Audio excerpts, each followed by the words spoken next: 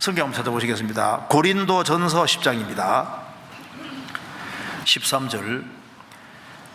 사람이 감당할 시험 밖에는 너희에게 당한 것이 없나니 오직 하나님은 미쁘사 너희가 감당치 못할 시험 당함을 허락지 아니하시고 시험 당할 즈음에 또한 피할 길을 내사 너희로 능히 감당하게 하셨느니라. 이 감당할 이상의 시험이 없다는 말을 수도 없이 들었는데 구원받고 신앙생활하다 보면 이 말이 맞다는 걸 정말 실감하게 됩니다. 그래서 구원받은 사람에게는 감당할 이상의 시험이 없습니다. 오직 하나님은 미쁘사 너희가 감당치 못할 시험 당함을 허락지 아니하시고 시험 당할 즈음에 또한 피할 길을 내사, 피할 길을 내주시는 게 맞아요. 그래서 내가 현재 상황이 너무나도 어려울 때 주님이 이길 힘을 주시든지 이길 수 없을 때는 피할 길을 주시든지 그게 사실이었습니다. 하나님은 참되고 진실하신 분이기 때문에 다윗도 이제 나는 끊어졌다, 그때 주님이 딱 길을 만들잖아요. 자, 구원받고 신앙생활 오래된 사람에게 물어보시면 이 말씀이 사실이라고 증언해 줄 겁니다. 인생에 막 굴곡이 많고 어려운 것이 많은데, 위태위태한 것이 많았는데 주님이 정말 그때 이기게 해주시든지 정말 피하게 해주시든지 이게 맞다는 것을 경험을 실제로 하는 겁니다. 우리 이런 말 많이 들었잖아요. 먼저 그의 나라와 그의 일을 구하라, 그리하면 이 모든 것을 너희에게 더하시리라. 귀가 아프게 들어왔는데 먼저 그의 나라와 그의 일을 실제로 구하는 사람은 주님이 모든 것을 더하신다는 것이 사실이라고 실제로 간증을 합니다. 먼저 그의 나라와 그의 일을 구하는 사람은 먼저가 하나님이고 하나님 중심으로 생을 살아가는 사람은 이 모든 것을 더하시리라, 그것이 실제로 체험되는 걸 느끼는 거예요. 시편 81편에 내 입을 넓게 열라 내가 채우리라. 주님께 마음 입을 넓게 여는 사람은 실제로 채워주시는 것이 맞습니다. 입을 열 때 넓게 열어라, 넓게. 우리가 물질은 씨라는 말도 많이 들었습니다. 물질은 씨와 똑같기 때문에 씨를 땅에 심으면 당장 내 것이 나가는 것처럼 보여도 씨가 심겨지면 이것이 나중에 씨도 주고 열매도 주는 것처럼 물질을 주님의 복음과 영광을 위해 드리는 사람은 씨 심는 것과 똑같기 때문에 주님께서 그 씨도 주시고 넘치게 주시는 것이 맞다. 그렇죠? 이게 성경이 다 알고 보면 실제였습니다. 성경 요한복음 12장입니다 24절. 내가 진실로 진실로 너희에게 이르노니 한 알의 밀이 땅에 떨어져 죽지 아니하면 한 알 그대로 있고 죽으면 많은 열매를 맺느니라.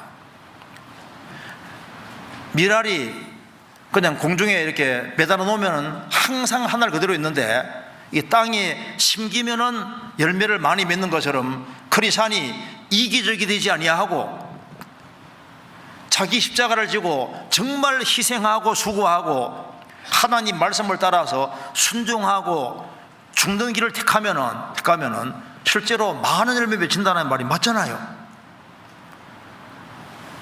성경의 한 구절 한 구절이 알고 보면 다 사실이었습니다. 이사야 30장 18절에 그러나 주께서는 기다리시나니, 주님은 축복을 주시려고 기다리고 있습니다. 그를 기다리는 자는 복이도다. 삶 속에서 주님은 기다리는 사람은 고난이 있을지라도 기다리는 사람은 하나님께서 축복을 주시려고 기다린다는 말이 정말 맞다는 걸 압니다. 욥도 얼마나 큰 고통을 받았습니까? 근데 그는 오래 참고 기다렸고 하나님께서 축복해 주는 걸 실제로 봤습니다. 욥기 한번 보시겠습니다. 42장 5절 6절입니다 5절 6절. 내가 죽게 대하여 귀로 듣기만 하였사더니 이제는 눈으로 주를 배움나이다. 그러므로 내가 스스로 하나고 티끌과 제 가운데서 회개하나이다. 욥은 하나님을 잘 섬기는 사람이었습니다. 어느 날 재산 전체가 날아가고 10명의 자녀가 다 죽고 몸 전체가 병들었습니다. 자신은 이런 고통을 당할 이유가 없는 거예요. 잘못한 것이 그게 없는 겁니다. 그런데 그는 오래 참고 기다렸고, 하나님이 실수하실 리가 없는데 왜 이럴까? 나중에 하나님이 나타나셔서 말씀해 주셨고, 그는 하나님을 배웠고 난 이후에 모든 문제가 풀렸습니다. 내가 죽게 대하여 귀로 듣기만 하였사더니 이제는 눈으로 주를 배움나이다. 욥도 하나님에 대해서 많은 얘기를 들었지만은 하나님께 직접 다이렉트로 들을 수 있는 기회가 있었고, 하나님을 실제로 아주 생애 속에서 가장 확실하게 체험할 수 있는 기회가 주어졌던 겁니다. 우찌무라 간조가 쓴 책에 보면 이런 얘기가 나옵니다. 욥기를 설명하면서 이제 집에 5명의 아들이 있었는데 가장 네 번째 아들이 가장 효를 행하고 가문의 영광이었다는 겁니다. 그런데 어느 날 아버지가 이 자식을 굉장히 아주 심하게 두들겨 팬 거예요. 그러니까 네 번째 아들이 아주 크게 당하니까 그 형제들이 너 필경 무슨 잘못을 저질렀다. 근데 이렇게 아버지에게 맞을 일을 한 적이 기억이 안 나는 거예요. 그래서 이제 넷째 아들은 고민이 많이 된 겁니다. 형제들은 너 분명히 죄 지었다 이렇게 말하고 이렇게 가는데 죄 지은 게 생각이 안 나는 거예요. 그래서 이제 고민을 많이 하고 있는데 어느 날 아버지가 그 넷째 아들을, 고민하고 있는 아들을 딱 보면서 아주 환하게 웃는 모습으로 딱 볼 때 보니까 네 번째 아들이 아버지께 답은 안 들었지만은 무슨 이유가 있어 그러겠구나 하고 마음의 문제가 다 풀렸다는 겁니다. 그 얘기를 하면서 욥기 내용이 그 당대 가장 신앙생활 잘하던 욥이 어느 날 갑자기 하나님께 얻어맞잖아요. 그런데 욥의 친구들은 이제 욥이 무슨 죄를 지었다고 계속 공부하는데 욥은 아무 생각도 안 나는 겁니다. 나중에 하나님이 욥에게 나타나서 이제 환한 모습으로 나타나서 얼굴을 비치니까, 하나님이 지금 나타나시니까 욥은 모든 엉거려진 게 다 풀려진, 이렇게 이제 해석을 아주 간단하게 해석하는 걸 봤습니다. 어쨌든 간에 욥은 하나님을 직접 배우면서 모든 문제가 다 풀렸습니다. 그래서 여기에 이제 성경이 우리에게 주어졌는데, 우리 신앙생활 속에서 이제 우리 교회 안에서도 성경이 사실이라는 것을, 구원도 경험하고 성경 말씀 한 말씀 한 말씀이 정말 실제고 사실이구나 하는 것을 경험하는 사람들이 많으면 많을수록 교회는 힘이 있는 겁니다.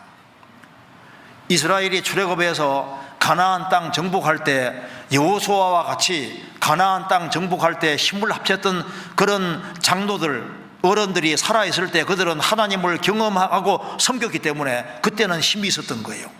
그런데 하나님을 경험하는 사람들이 없어질 때는 이제 이스라엘이 약해졌던 것처럼 우리 신앙생활도 마찬가지입니다. 교회가 힘이 있으려면은 이제 구원도 경험하고 또 하나님 말씀을 붙잡고 살아가는 속에서 하나님을 말씀을 경험하는 그런 사람들이 많아질 때 교회는 훨씬 더 큰 힘이 있게 되는 것이 맞습니다.